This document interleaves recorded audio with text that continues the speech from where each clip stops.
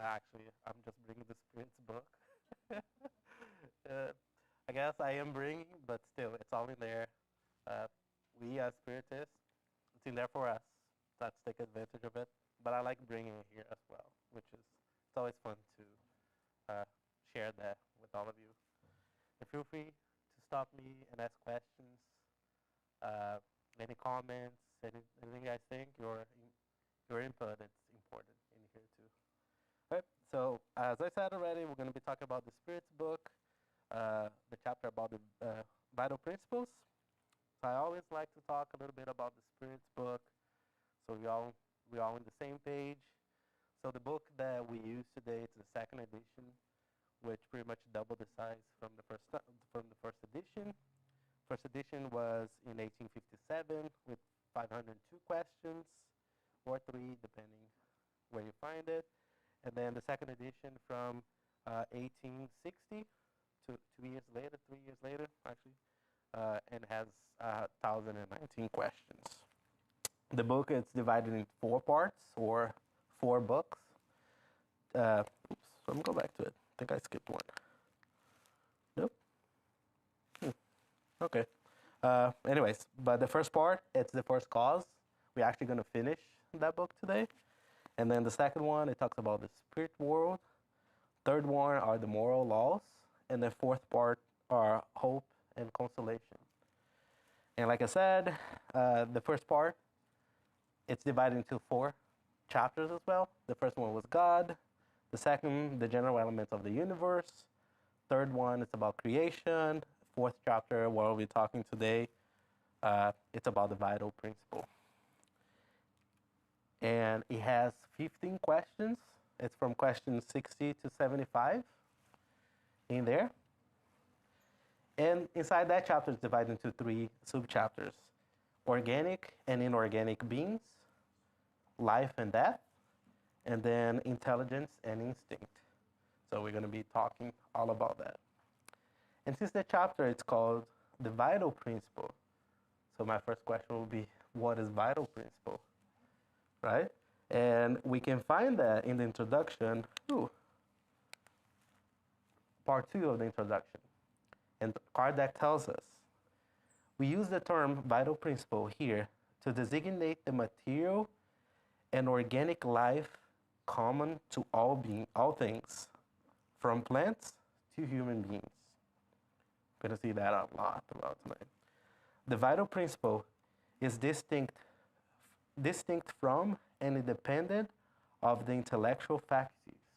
So intelligence and vital principle are something different. In the view of some, it is a property of matter, and under certain conditions can be observed in matter. So under certain conditions, we're able to see it. That's what I'm assuming in there. Thus, for many scientists, the vital principle expresses itself in a particular form of energy, one that is universally diffused. So the energy, it's everywhere.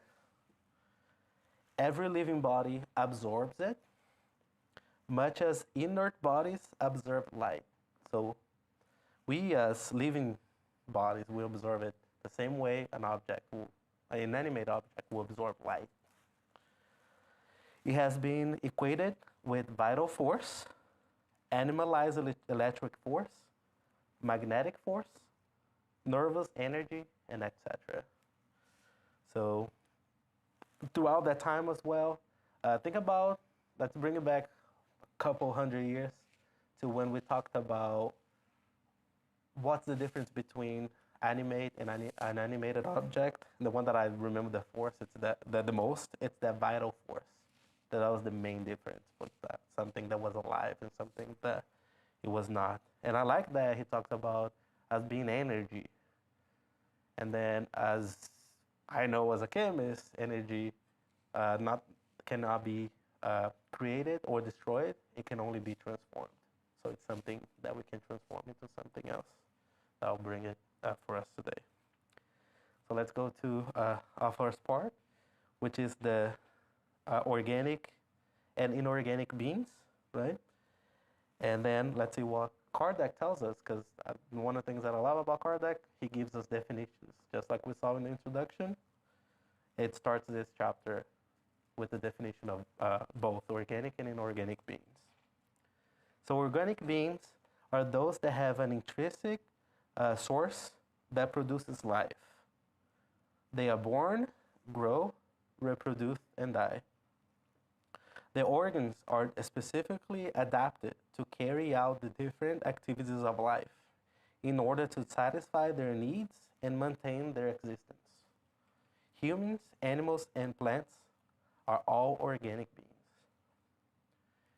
Inorganic beings possesses neither vitality nor the power of spontaneous movement, and are merely the aggregation of matter, such as minerals, water, air, and so on.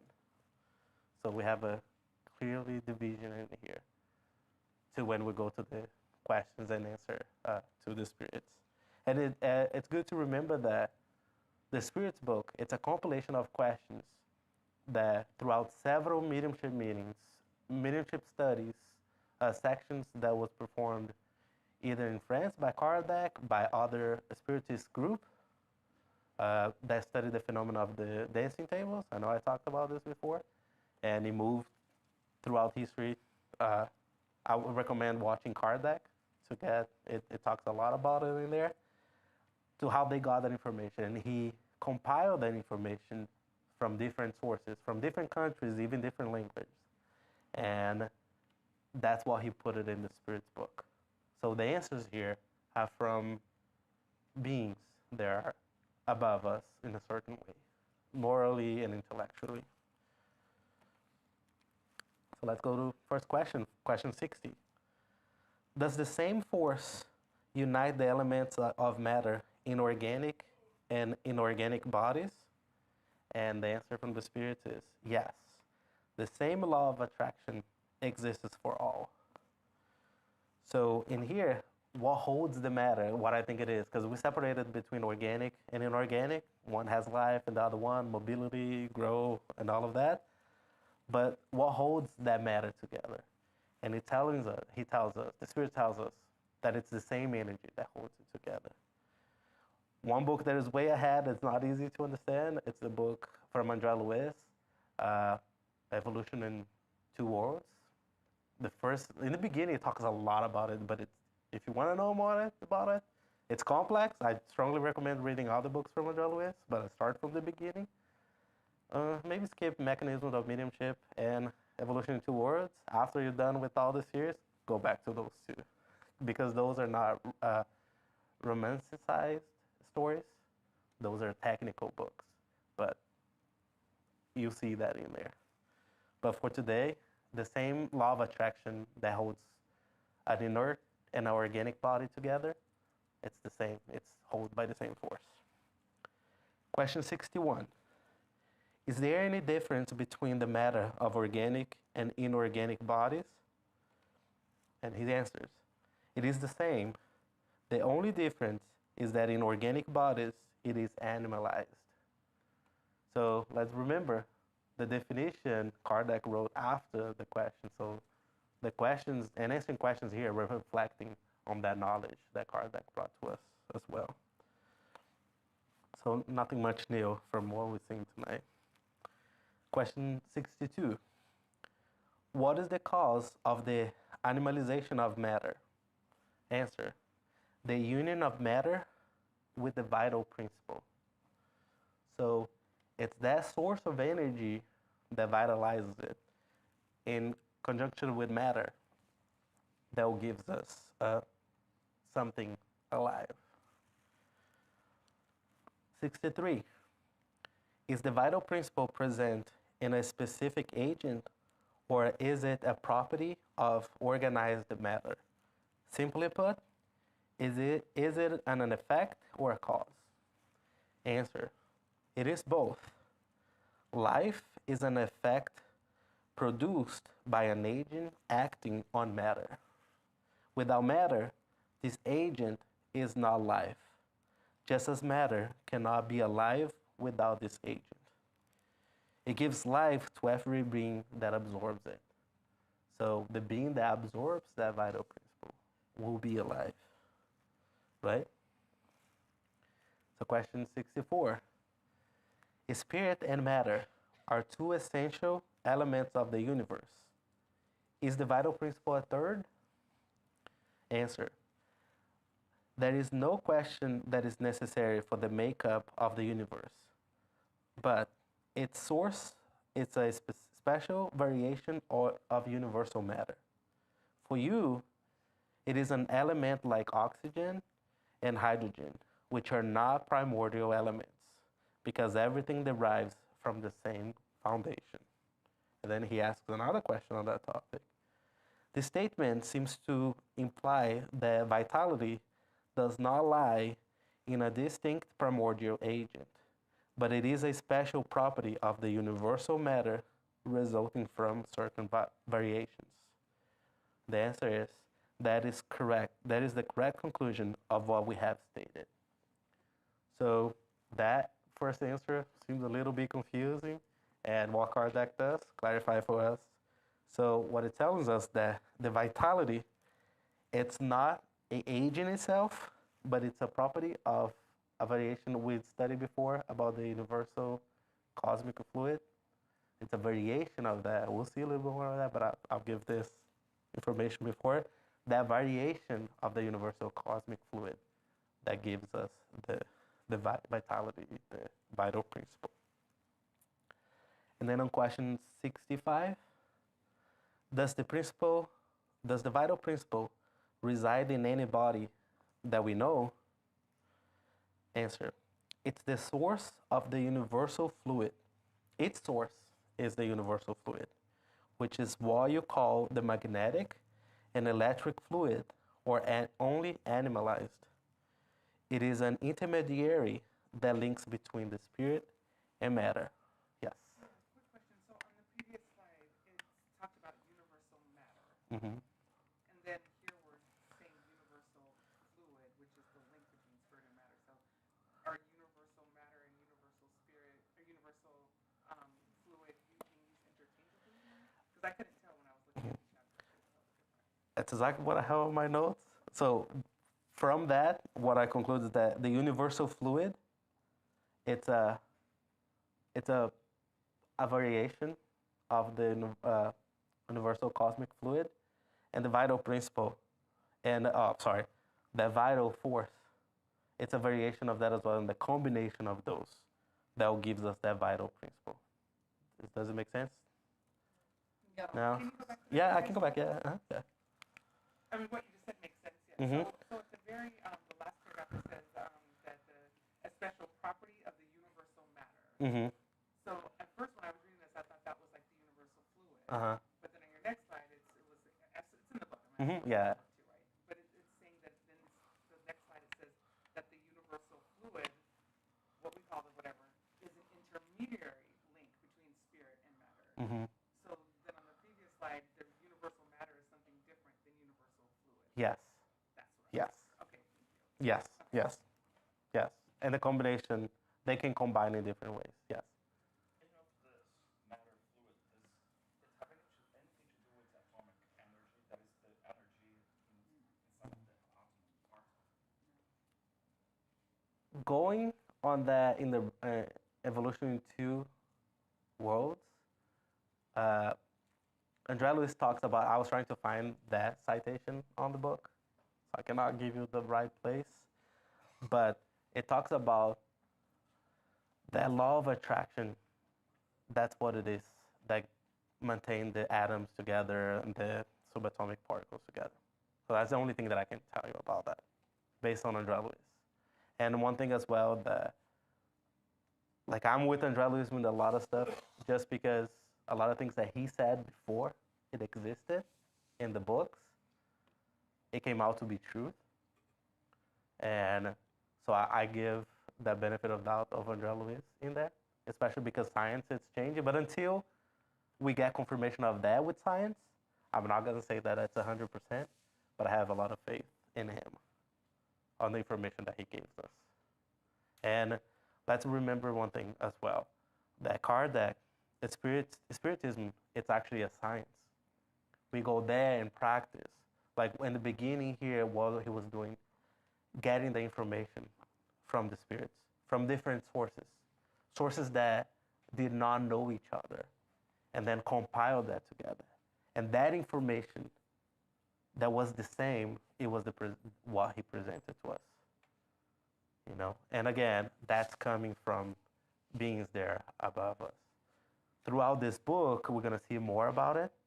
I strongly recommend reading the Spiritist Review, because in there we see the Spiritist Review pretty much is a magazine that Kardec had starting in 1858, a monthly magazine. And there's several articles. There's like evocations that he did with the group, letters that other Spiritist groups sent it to him, new information that he compared and received. And with that information, he has the explanation, the logical explanation that he gives to it as well, a reasoning to it. So we're going to see later talk about intelligence, and it will make more sense too in there as well to help us understand it. But I strongly recommend in there because you see almost like the day by day, the month by month of the information that he was receiving, the logic behind it, the changes that it happened in there. So I strongly recommend that as well. I know I keep recommending more and study, but that's what I have for it. And I think I talked about that last time that we're here, learning and improving ourselves. So I think it's part of it. But I think it's related to that, the atomic energy, and that energy will be in there. And one thing that I would point to as well in here talks about the intermediary that links between spirit and matter for any student of magnetism, and the spiritual bodies or perispirit and our bodies. What links the perispirit to the physical body? What? The fluid? There's another name that I'm looking for it. I know she knows. It's just nice to say it. Just like me, I'll be like, I know it. What? Connecting the perispirit to the physical body. Go ahead. You know it. I don't know. The double etheric. There's the double etheric. And then vital principle, for me, it's a really clue in there that the double etheric, it's made of that vital fluids that keeps the body alive. And we see that in André Louis' books. We see that in there. And also one thing that I would point out, I don't think the electromagnetism that we have for the physical force, the light that we have, and the electric fluid that he's talking in there, I think the one that he's talking about there, it's the animal magnetism. And one information from science, why I say that, because the connection between electromagnetism, the physical one, that theory only came out in 1873 by James Clerk Maxwell. He wrote a treatise of electricity and magnetism. So we see there magnetic or electric fluid, the combination of those, the physical ones, it's different from, that makes me think that that's different. And knowing that Kardec studied animal magnetism, which is some form of energy that we have, that we connect with each other, that makes me strongly think that it's not talking about the same thing. However, even though they're not the same thing, they can have the same properties. Like they can interact in the same way. There's a behavior that is the same, and I think that behavior is the same. And in Hermetism, it talks about that in there. There's one of the laws, as above, as below, and different situations, but they will act the same way. They will interact the same way. So while we study in electromagnetism, can apply for the behavior of that vital principle, that vital fluid, which we use in the passes. That's my belief in here, based on those studies. Any other questions, though? Good? Okay, feel free to interrupt me anytime. Question 66. Is the vital principle the same for all organic beings? Yes. but adapted according to each species. This principle gives organic beings the power of initiating movement and activity.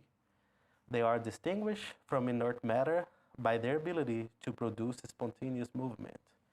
Inert matter can be moved, but it does not initiate movement.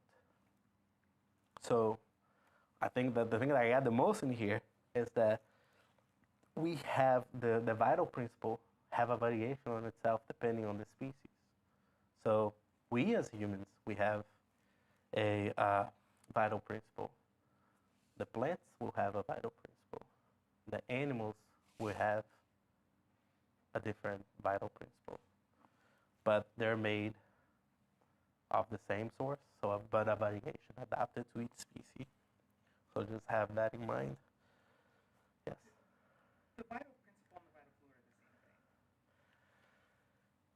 the same thing. She's going back to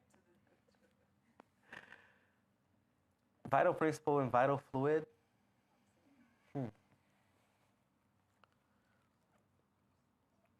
I want to say yes. I feel like it is. I feel like it is. Okay. I feel like it is, but I can't say that for sure without more study and more detail, but I think so. But they will have that variation. That variation will be really important, you know. And like I said before, they will interact in the same pattern, and then that's why I would say the same. Yes.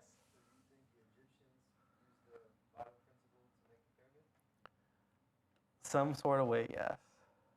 But that's more of a personal belief. And there's also a guy here in Florida who made the Coral Castle. You heard of this? Somebody just talked about it. Oh, He just talked about that outside. Yes. Oh, wow. Yeah. I just read about that. Yeah. Renat just brought this to me, and I want to investigate more about it. Yeah, but there are some theories out there that talks about that because the way it was perfectly cut and all of it perfectly created. There's even theories that it was made before the Egyptians, but I don't know. I wasn't there. So I Google, Yes. and it says viral principle and viral fluid are systematic related. In some cases can be replaced in a phrase that means the same. Yeah, so she researched it and said that it could be the same. I thank you. Yeah, it was good. Question 67. Is vitality a permanent attribute of the vital agent, or is it only developed by the functioning of the organs? Answer. It is only developed with a body. Have we not established that this agent does not constitute life without matter? The union of the two is necessary for life exist. And then he asks again, is it correct to say that vitality is dormant when the vital agent is not unified with the body? Yes, exactly. Remember we saw before that the vital principle, it's diffused throughout the universe? So it's there. But we need something else, the body, to interact with it. And we're going to see later on when we add the spirit to it. So we'll develop to that point. And that's the last question of this part about organic and inorganic beings. So now we're at the subchapter Life and Death. Question 68. What causes the death of organic beings? The exhaustion of their organs. Subsequent question. Would it be correct to compare death to the end of movement in a broken machine? Answer. Yes. When a machine is out of order, it stops working. When the body becomes ill, life withdraws from it. So you see here, it's dry. Like, at least I can say it myself. But like, I think about death as something, I don't know, a too much thing, or it could be a lot of things. But in here, they just tells us that it's just the exhaustion of the organs. So for us to die, we just need the body to fail, to not be able to work properly. You know, it is true. Yeah. So If it doesn't work, ain't that? so it's like I think it's because we like ourselves too much, our bodies too much. We have some talks about the ego and pride about it. So we attach a lot of meaning to it. It has a meaning because it's a tool for us to develop ourselves. And we're gonna talk about more of that. But to die, that's what it is. Our body just needs to fail. And then we're going, yes. But here we're talking about the biological death. The body's dying. Mm-hmm. But how about the death of the spirit? When the spirit is gone. Think about what Kardec's bringing us in the spirits. They're bringing to us that information that life goes on, that there's life beyond the body. So this question and your comment makes a perfect connection to it. If we think about religion, we thought about the good place, hell and heaven. That was what religion was teaching us. And then, but death, really, what happened through it? And they didn't talk about that much about what it is. And here it's really scientific and easy. It's easy to, it's clear. It's easy to do a scientific experiment on it. What causes that? We do that every day. Science does that every day. We do investigation. When people die, they go to get investigated why that person died, what failed, and they write a report about it. So it's bringing to our knowledge what's happening to us. And also, we saw that the fourth book of the Spirit's book, it's hope and consolation. So we're gonna get there. We're gonna talk about that consolation, that hope that brings to us. But I think that's the great thing that I've been thinking more about myself. It's that life goes on, the body will go away, and then I think about how am I using my body to learn, to change. And then when my body doesn't have energy anymore, the vitality, I'm still going to continue. I think that too is explained, like here in this plan, they say what causes death of organic beings, the exhaustion of the organs, because like on the medical field, if somebody say that the person shows any vital signs of life, Mm-hmm. Yeah. and you say no, Yep. you declare that. That, yeah. So But- it's Just there's right, no yeah. more all this thing that we created to ourselves to explain what that means. Just simple Mhm. that like But more important, we continue existing as a being. Yes.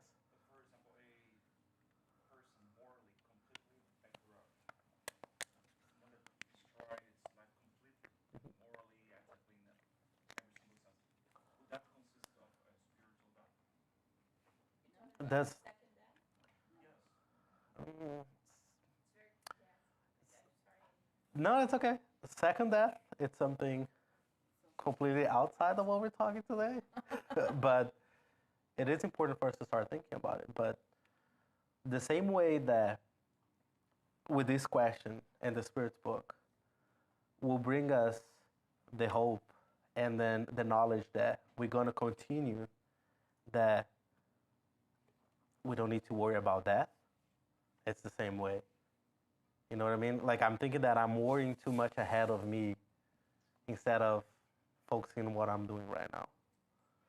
You know, because it's telling us that we saw before our progress, you know, us changing and turning into better beings, you know? So when I go ahead and I think way ahead of it, I kind of lose of being here right now and be able to do those changes easily.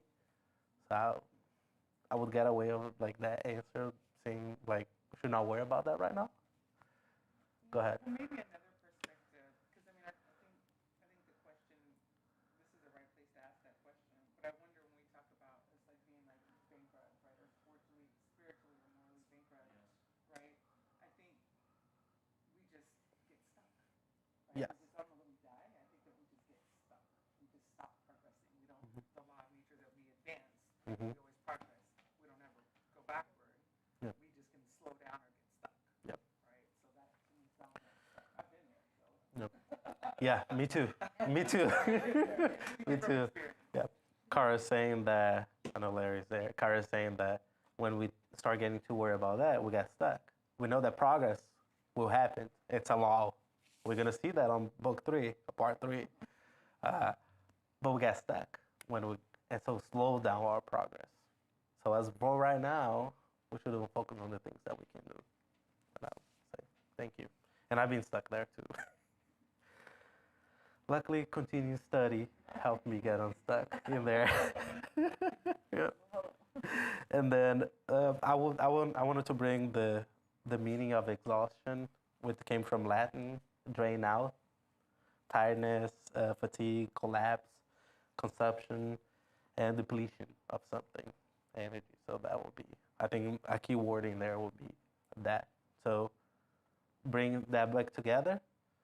We don't have the vital fluid, vital principle in us anymore. So the body, the organs will fail. And then we saw before, and it turns into an inorganic body. And we're gonna see what happens with it too.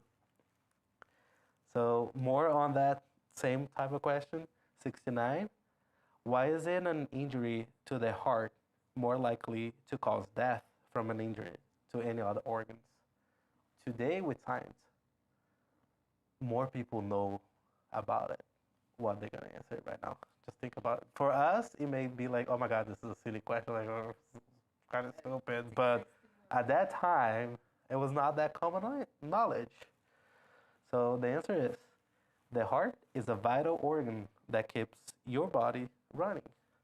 An injury to the heart is not the only type of injury that can cause death. It's just one of the gears essential to the smooth operation of the machine. So it's more common today that we know that.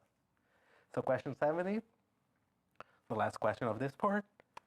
What happens to the matter and the vital principle of organic beings after their death? Answer. Inert matter decomposes and it's used to form other body. The vital principle returns to the general mass. So I used to say that before I knew it, before I studied this, like when I die, I'm gonna turn into a periodic table, which is the chemistry, you know? Like, and I have this whole discussion about like, what are you gonna do with my body? Put me in the box of concrete?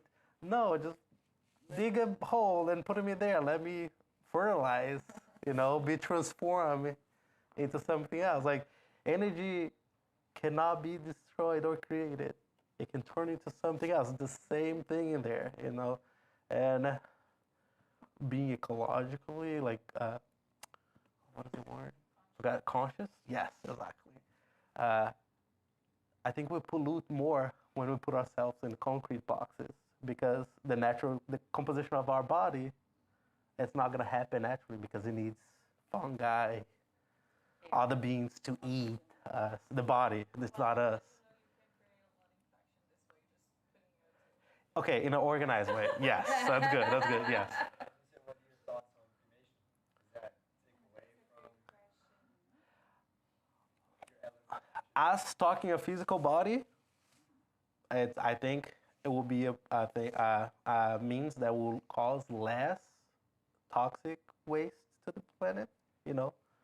But at the same time, how attached are we to the body, you know? I think that will be, we're gonna touch way later about it on that subject, but it's how we're attached to the body. If we're not attached to our body, our physical being, I think that's a way to go, you know? Yeah, but if I'm thinking about transforming into something else, the chances of doing more stuff, I think it's just letting natural decomposition. And yeah, donate your body and yeah, letting be utilized as much as possible. It's not mine anymore. Yes. I think in here it's referring to the vital principle that it's diffused everywhere. So that's the general mass. So it just go back to that, being an energy that vitalizes the body. I get this from this general mass, my vital principle. Mm-hmm. Here, Mm-hmm. and when I leave, it's just come back to me. Like this. Yeah. Remember that. So when I Remember the exhaustion of the organs. The exhaustion of the organs, like getting depleted from the vital principle. That's what I get from here. So the vital principle is gone. My body turns into from organic to inorganic being, not chemical decomposition as we know today. and then it can be used to something else. It goes back to periodic table, like carbon, hydrogen, oxygen, phosphorus, all the elements that we're made of. Does it make sense? Okay. So going to the last part of our chapter, intelligence and instinct. 71. Is intelligence an attribute of the vital principle? We saw a clue about a little bit ago in there. No, since plants live and do not think, they only possess organic life. Intelligence and matter are independent of one another. A body may live without intelligence, but intelligence can only be manifested through physical organs. Living matter can only be made intelligent when united with the spirit. So we see here a spirit now thrown into the equation. The living matter can only be intelligent when we have a spirit attached to it. So, and then he gives us definitions again. Intelligence. So Kardec tells us that intelligence is a special faculty belonging only to certain classes of organic beings that gives these beings the power to think, the will to act, the consciousness of their existence and individuality, and the means of establishing relation with the external world and fulfilling their unique needs. We may therefore distinguish the following: inanimate beings, solely matter, without life or intelligence, the bodies of the mineral world. Non-thinking living beings, made up of matter and endowed with vitality, but not intelligence. And then we have living and thinking beings, made up of matter, endowed with vitality, and possessing an intelligent principle that gives them the faculty of thought. So again, talking about progress. I think we saw that in the introduction as well. I'm going to go back to it, but we'll see a pattern of progression. Getting upgrades or moving up in a scale, right in there. From mineral to human beings. I'll present that later on, but I wanted to start thinking about it, of our progression in there. And remember the title of the subchapter? Intelligence and Instinct. So question 72. What is the source of intelligence? Answer. We have already told you, universal intelligence. To be honest with you, I searched, like I did with the PDF, universal intelligence. That two words together, I did not find it before it. So, but then he clarifies more in here. Again, he's presenting something to us that he already went through it. You know, the material that he went through already. So it could have been there before, not in the book. He already know about it. But he has a secondary question. Is it correct to say that every intelligent being draws intelligence from the universal source and absorbs it as it draws and absorbs the principle of material life? Answer. This would be an inaccurate comparison. Intelligence is a faculty possessed by each distinct being, which constitutes its moral individuality. In any case, we have told you that there are things that human beings are unable to fathom. Again, for the time being, this is one of them. So, for right now, intelligence is a faculty possessed by each distinct being. So for me, it's saying here that each one of us, it has different levels of intelligence. So my intelligence is different than yours is different for him, his is different for us. We can share it and turn ourselves more intelligent, but each one of us has our own. It's completely different from each other. And then I said that I was going to go back. Ooh, wait, what did I do? Yeah, I skipped one. So I said I would go back to introduction, part 2 of the introduction again, when Kardec has a discussion about the word soul. And I thought it was really important to bring it here again. So he tells us the indiscriminate use of the word soul has given rise to interminable disputes and will doubtlessly give rise to many more. A way out of this confusion, we might consider adding qualifying words that would characterize a given perspective. These qualifiers would represent the concepts of the material life, intelligence, and moral faculties. Thus, we might say, and perhaps would be the best approach, vital soul for the principle of material life, intellectual soul for the principle of intelligence, and spiritual soul for the principle of individuality after death. In this case, the vital soul would be common for all organic beings, plants, animals, and humans. The intellectual soul would be the peculiar property of animals and humans. And the spiritual soul would belong only to human beings. So if we add up to what we saw before, we have minerals, inert matter, that only possess the vitality. And then we have plants. What? Oh, yes, just matter. I'm sorry. Yes. Sorry, I went ahead of it. Yes. Plants that would have the organic. It will be the organic, and it has the vital soul. I would associate it to the vital principle as well in there.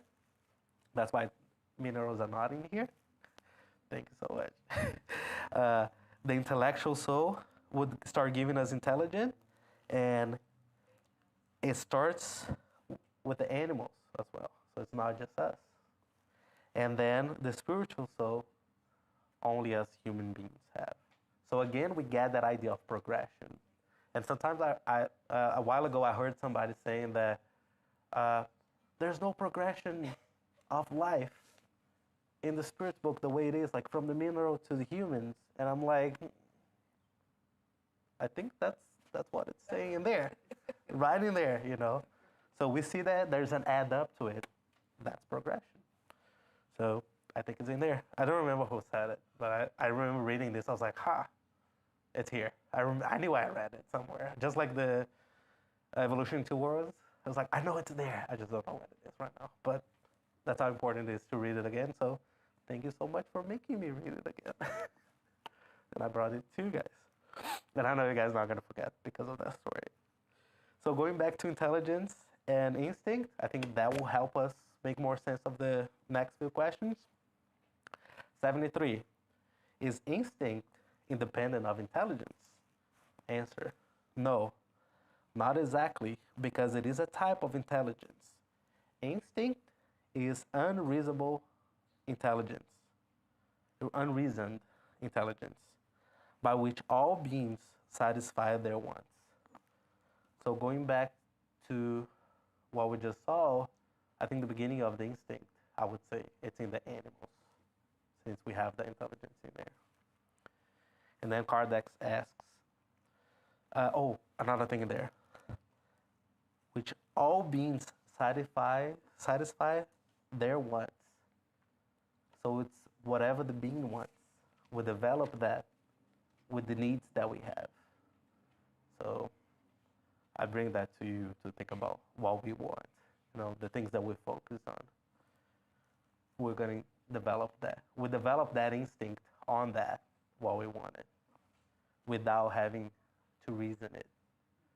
And now, with intelligence being the difference, now we have the ability to reason it. So each one of us can reflect on what that brings to our personal progress and growth. But we're going to see more about it too. So question 74, can a line be drawn between instinct and intelligence, precisely defining where one ends and the other one begins? Answer, no, because they often blend together. However, the actions belonging to instinct and those belonging to intelligence are easily distinguished. So if we stop and think a little about it, or just notice it, we'll be able to identify what are our instincts and what are our intelligence.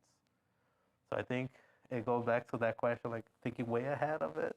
Maybe it's an instinct for us to move on because we're moving on. You know, we're progressing. So if we use our intelligence, we'll be able to slow down a little bit. Yes. I have a question. Sure. With your understanding, do you think that we, in our scale of evolution, were we ever inorganic beings? Say it again. Sorry. In our scale of evolution, I mean, we have been organic beings that evolved from little single cell or plants and animals and so on, but were we ever inorganic? I think so. As well? I think so. If there's a progress, that even if we went from the plants, animals, and humans, he mentioned that they mentioned the mineral before it. So I think we were there before. Yes. I think it's very interesting that she mentioned that the word single cell, like were we a single cell organism? Yes, even in this lifetime, because the moment that the egg and the sperm collide, and it's one single cell that starts multiplying. So even on this life, we start as a single cell. Yeah. But you were asking about mineral. Inorganic, that's what I was, because I always knew that we were organic in some sense, but I didn't know if we were also inorganic, like in the beginning, because I have a rock. Yeah, the question was if we're before that, even before that. So being logic, applying my intelligence, my reasoning through the information that we received, and while we're seeing it, I think so. Yeah. Yeah, it would evolve. But we saw that the intelligence and the individuality that makes us individual beings, those are different things, you know. So just putting that out there. What? What do you don't know? Yeah, so because if we're saying What don't you agree? Because I think I said a well, lot. I don't even know that I disagree. I think because I don't know that I could take that strong of a position. I'm challenged by this conversation because if the soul, if the birth of a soul is the unification of the vital principle, right, and intelligence. But you see that before he talks about the word soul, how it had all different meanings, and then that creates confusion. And then when Kardec gives the different kinds. So okay. So in the animals in the plants we would have, it's hard to swallow. Yeah, I don't know. Yeah. I always thought that animals. I would go back to chapter 1, God, and also the introduction when it talks about pantheism. I think that will help a little bit. I'm not saying that I'm right, no, but I'm just based on what is being presented. No, because a rock could exist billions of years ago and still here existing, so that means it didn't have a chance to evolve. I think we start organically. So The body after it dies, the body itself becomes But if everything has a chance to evolve, then so would a rock or a water. my question for it is, how do you hold your atoms together right now? The atoms that you have there in your body right now. What? Yeah, when So are you sure you're not holding it? Don't we? Yeah, all of that. You're responsible for that. Yeah, we created this. We didn't create the body. We transformed the body into what it is right now. But who's holding? What's holding it together? There we go. The gravity is holding us to the ground right now. It's not the atoms together. Who's holding it? What's holding it? What? Okay, I accept that for now. Yeah, I accept that for now. But when you study André Luiz, especially on the missionary of light, think about when we create when the perispirit attaches to the body cell by cell. If it attaches cell by cell, cells are made of what? So we're just expressing develop our intelligence. Remember, we received that animal. So yeah, but we're still a lot of animal in there. So at least I am. I know I am. So what do you guys still think? I don't know. There's To bring another talk about this subject. we're gonna go over throughout the book. My plan is to go over the whole book, and then when I can, I'll bring stuff that I said before. But that's when I can, Since we're all developing our intelligence, and each one has a different intelligence depending on each other, I'm sorry to say this, but each one of you is responsible for that as well. So bring the topic before so we can all study it. Oh, the title of the talk, it's the... Yesterday. Okay, so what's going to be my next talk? Probably the next section in the book. Sorry, I'm going back. I'm being mean. So we're just going to finish part 4, with chapter 4 from part 1, the vital principle. And then the next, I didn't bring it there. The next part, it's the book 2. It's talking about the spirit world. So That's going to be... is that enough? Heads up. I'm sorry, I'm being mean. I'm working on that. I'm bringing it. It's so funny because we do the gospel on Thursdays. And then that's one thing that brought to my attention in those meetings, how I like to do that, instigate people. And I'm doing that more and more. But I like it now because I'm doing consciously and I'm able to reason, develop my intelligence through it. And that's true. Yeah, and today I'm instigating on something that I believe is positive, not on something that is hurtful, which is my vice, one of my vices, and I'm addicted to it. Yeah, thank you. Okay, so did I do? I'm gonna go 75 now, right? No, you still No? Oh yeah. Okay. No, can a line be drawn between instinct and intelligence? Yeah, we did. Yeah. So question 75, last question for it. We're at the end of it. You guys holding it all together. Thank you. Intelligence. Okay, 75. Is it correct to say that the instinctive faculties decrease as the intellectual faculties develop? I changed that word decrease because there was a different word in there. The answer is no. Instinct always exists, but humans dismiss it. Instinct, like reason, may lead us to the right direction. It always guides us, and sometimes even more surely than reason. It never goes astray. I hear a lot of people saying, just trust your instinct. You're never gonna get you wrong. But because of what is said before about satisfying all the needs, so I would be careful with it. And then since the intelligence is developed, it's instinct, it's unreasoned, and intelligence, we reason on it. So I would make a suggestion for all of us to exercise that. Yeah. Use the intelligence, develop the intelligence. Yeah. But also intuition, I think, is a word that often gets conflated with instinct. They're Instinct. different. It's different. Intuition, yes. And instinct are different. And intuition is probably, for me, a better guide than instinct. Yeah. Because intuition isn't just to satisfy the body. Intuition, as defined by the dictionary, is an instinctive knowing. Instinctive knowing, but what's the source of that? No, not instinct. The source. Anytime it's spiritual. Yeah, but I'm saying, should we reason with that? Yes, we should. Yeah. Okay. Yeah. Okay. So we should reason. Yeah. So that's good. That's good. Yeah. And then he has a follow-up question in there. Why is reason not always a foolproof guide? And then he answered, it would be. They answer actually. It would be if you were not corrupted by poor education, pride, and selfishness.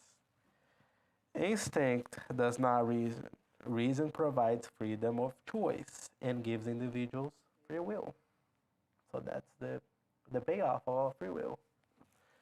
But you see how the habits that we have, if it's by poor education, pride, and selfishness, one thing that we always talk in here, especially on Thursdays, how we're working on it, and it could be corrupted by it. So let's just watch out. That's why I say watch out for it. And then after that, he gives us the definition, both definition, instinct and intelligence in there. So instinct is a primary form of intelligence, differing from intelligence in that it is often spontaneous, while intelligence is the result of planning and deliberate action. Instinct can manifest itself very differently between species based on their needs. In beings that possess self-consciousness and the perception of things outside themselves, it is associated with intelligence. For example, freedom of action and will. So pretty much what I said before. We already went through this in here, but can we conclude that we came from minerals, and the image is not that great, minerals to plants, and then to animals, then humans, based on that? I would be, I don't know, it's up to you. What? He talks about evolution. Darwin, yes, yeah. He talks about evolution. Darwinism would be your third picture there. Oh, it started before? Yeah. Mm-hmm. Yeah. So he gives us a part of it.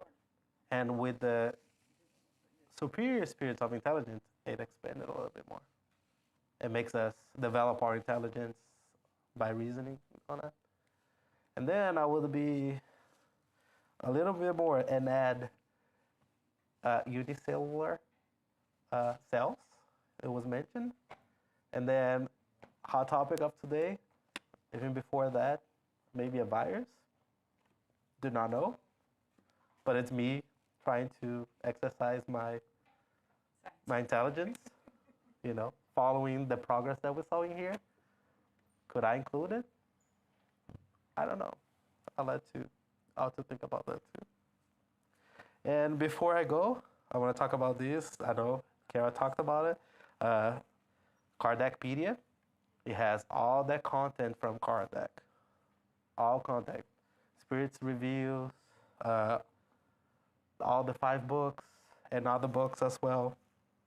And I actually just downloaded for the first time on my phone. It's in there in the App Store and Google Play. And those are all the language that it has. Portuguese, English, Spanish, French, German, Italian, and Chinese. The one it's a simplified, and the other type of not simplified Chinese. Yeah. Mm-hmm. Any questions? Any other comments? So I invite you all actually to go back and read that chapter. It's a really short chapter, 15 questions, and plus all the comments. That's an easy one. And go back there and just review, see anything that we missed, and we can talk more about it. Last time we talked about the definition of words that we talked about in here. And then feel free to stop me anytime to talk about it. Shoot me a text. I'm in the groups of BSS Info. Go there. Shoot me a text. I have no problem with that. I just may not answer right away, but I'll answer with a reason time. Yeah. And with that, thank you so much for being here. Thank you.